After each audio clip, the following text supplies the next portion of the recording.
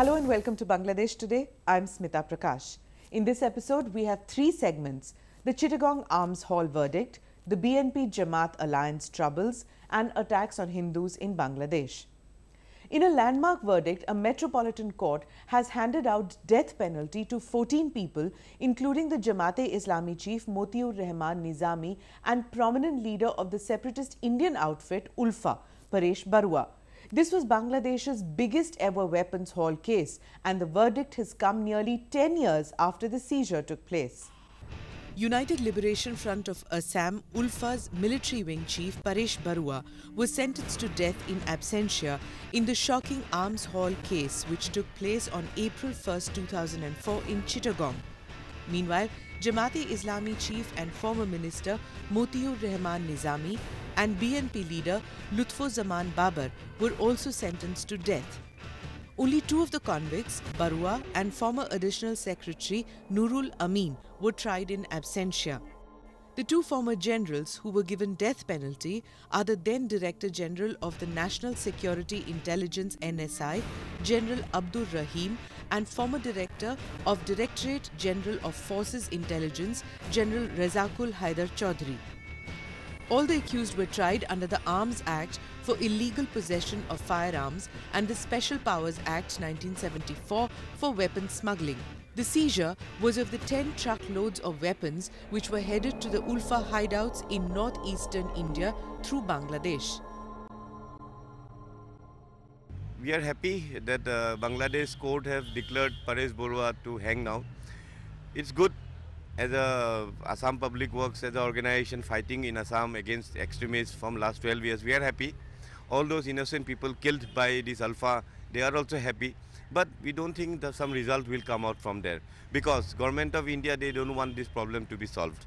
Unless and until Government of India, the MHA, they give a political order to IB to catch Paresh Barua, this is not possible. A small country like Bangladesh, they have taken a step and given an order. We are happy that, chalo, we are happy, but I don't think the result will come out from here. A huge cache of arms and ammunition, including 4,930 sophisticated firearms of different types, 840 rocket launchers, 300 rockets, 27,020 grenades were confiscated from a jetty of the Chittagong Urea Fertilizer Limited COFL. Former NSI director, retired Wing Commander Shahabuddin Ahmed, who also has been convicted, had in a statement revealed that Pakistan's intelligence agency, the ISI, had provided mobile monitoring equipment to Bangladesh's NSI as a gift, and that NSI Director General Rahim had gone to London to meet ISI officials to discuss the handing over of the appliance. Rahim, while admitting to meeting an ISI Director General, Lieutenant General Ehsanul Haq in London, did not give any indication about planning the smuggling in those meetings. This incident occurred during the rule of the Bangladesh Nationalist Party in 2004. Analysts point out that given the level of the action and existing problems with corruption, top government officials and intelligence officers were said to be involved in the smuggling plans. The Chittagong verdict finally brings this almost unbelievable case to closure, although the reactionary violent onslaught of the BNP-Jamaat cadres due to their leaders being convicted is expected. Meanwhile, in what could be seen as an important development, the Khalida Zia-led Bangladesh Nationalist Party could break up its alliance with the Islamist Jamaat-e-Islami party. The BNP chief has given enough indications which suggest that after being trumped in the elections by Sheikh Hasina's Awami League again, the fear of becoming obsolete is probably compelling the BNP chief to chalk up a fresh strategy. In an interview given to a foreign publication, Khalida Zia has said that the alliance with Jamaat-e-Islami was not permanent and that in future the two partners could go different ways. There could be many reasons for Khalida Zia planning to distance BNP from the Jamaat. The BNP is not gaining anything from this alliance, especially politically. Despite the BNP-Jamaat carrying out dreadful and violent attacks mostly on minorities, the Awami League government was successful in completing the pre-poll and post-poll electoral procedures. To make matters worse, the BNP failed in its demand to form what it called a neutral caretaker government. So it was hardly surprising that in the recent January 25th rally, none of the Jamaat-e-Islami leaders were seen sharing the stage with BNP leaders, nor were Islami Chhatra Shibir activists present at the rally. The global community also slammed the BNP widely. Reports of violence perpetrated by the Jamaat and BNP cadre were all over the international media. Many countries denounced the violence and urged the BNP to cut off its ties with the Jamaat. Even the US State Department stoutly criticized the violence against minorities. Opposition BNP Acting Secretary General Mirza Fakhrul stated that they are not going to sever their ties with their junior partner, Jamaat-e-Islami Bangladesh, is their own party position. For better or worse, they are continue to sort of keep and maintain their relationship with Jamaat, and in the process it has been cemented. And BNP didn't want to participate in 10th Parliament election.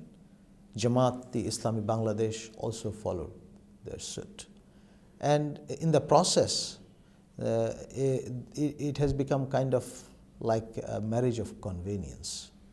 And I think this trend will continue, and it is going to haunt the politics of Bangladesh in foreseeable future. In the process, fundamentalism will be on rise, and that is a very alarming signal for healthy politics in the country. It is dangerous for plural space. It is a threat to democracy from that perspective. In the post-election press conference, Prime Minister Sheikh Hasina had clearly stated that she would welcome the BNP to have a constructive dialogue, provided that the party shunned violence and dumped the Jamaat-e-Islami. She said no useful debate is feasible as long as the Jamaat is BNP's partner. The BNP, on its part, has however sent out mixed signals. BNP's Acting Secretary General Mirza Fakhrul Islam Alamgir has said that the BNP will continue to maintain its electoral alliance with the Jamaat-e-Islami. However, Asaduzzaman Ripon, a spokesperson of the BNP, said that there was a big ideological difference between the two parties. The BNP knows separation with the Jamaat will be very difficult. The strong cadre base of the Jamaat can always come in handy for the BNP. Similarly, the financial support that the Jamaat gets from many foreign organizations is also accessible to the BNP. So it remains to be seen whether Khalida Zia is just indulging in public posturing or will indeed swallow the bitter pill. Meanwhile, Hindus in Bangladesh continue to be targeted, with more than 20 Hindu families in Satkhira district being threatened with dire consequences if they do not leave Bangladesh immediately. Time has come to leave your homes immediately. This is the message that Hindu families received as a threat in the unsigned letters addressed to them in Satkhira. Satkhira, which is known to be the stronghold of the Jamaat-e-Islami, is said to be one of the sensitive areas of Bangladesh. Inamul Haq, the officer in charge of Sadar police station, said that advocate Arun Kumar had filed a complaint on behalf of the threatened Hindu families of the area and that the police was investigating the matter. Satkhira is only a few miles away from the Indian border and is north of the world's largest mangrove forest, the Sundarbans. With a substantial Hindu population, Satkhira has witnessed some of Bangladesh's most gruesome violence over the last year. The hostility against the Hindus is not limited to Satkhira. Areas of Jessore, Dinajpur, Rajshahi and Chittagong have been particularly affected. There have been vicious attacks on villages, business establishments and places of worship of Hindus. This persecution on marginalized people and the minority after the election is not a new phenomenon in Bangladesh. After 2001 parliamentary elections, we found large-scale violence took place for nearly 10 days throughout the country. And we apprehended that long before the election. and that became a reality later on. So we apprehended similar situation after the 10th Parliament election too, and it came true as well. You know, in different pockets, you know, violence erupted, and especially the Hindu minority were targeted, you know, which is really unfortunate and appalling affair. You know, in a democratic country, this cannot be tolerated.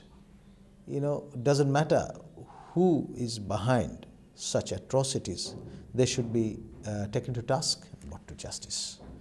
You know, we mustn't show any leniency, and we should show zero tolerance for such atrocities. The Jamaat has a history of resorting to violence to eradicate Bangladesh's minority Hindus, Buddhists, Christians since East Pakistan days. Hindus, who account for about 10% of the country's 160 million population, have been the Jamaat's key targets. The Jamaat thinks that it is due to the minority votes, especially of the Hindus, that the Awami League is electorally stronger than the BNP. I was very lucky that I have been to most of the places where the minorities were attacked. It was a citizens group which has gone to most of the places in Satkhira and also in Jashore, in Abhaynagar, and also in Thakurgaon. So, the issue is very interesting. In most of the places we had the citizens group which has gone for doing a investigation and also to express solidarity with the religious minorities, mostly Hindus. The Hindus were attacked in all the places. The first thing is that in some cases there happened that the Hindus were not asked not to go and vote. Whoever is the candidate, they were asked not to go and vote. So, wherever they wanted to go and vote, so there was a bomb blast and they were attacked. Once they knew that they had come for to vote. So, it is an issue of why has the Hindus been targeted. The Hindus have been targeted for one major reason. First of all, they believe that the Hindus always vote for the ruling party, Awami League. That is a tradition for the last more than 40 years. So that's one of the reasons the Hindus have been targeted, and Hindus have been deliberately been attacked, because they feel that if the Hindus if they can scare and cause fear among the Hindus before the election, then they will not go to the vote. And wherever they have gone to vote, or they were given enough security where they have gone for vote, immediately in the evening, most of the time it happened in most of the evening, that the Hindus' homes, their business places were attacked. The Awami League government on its part has maintained that cases of arson, vandalism, rape and attacks on minorities will be shifted to a speedy trial tribunal for swift clearance in a bid to check more violence. The Jamaat's not-so-veiled plan is to convert Bangladesh into a radical Islamic country like Pakistan. A country liberated on linguistic grounds cannot possibly have its foundation resting on anything but secularism and egalitarianism. That's all we have for you this week in Bangladesh Today. Thank you for watching.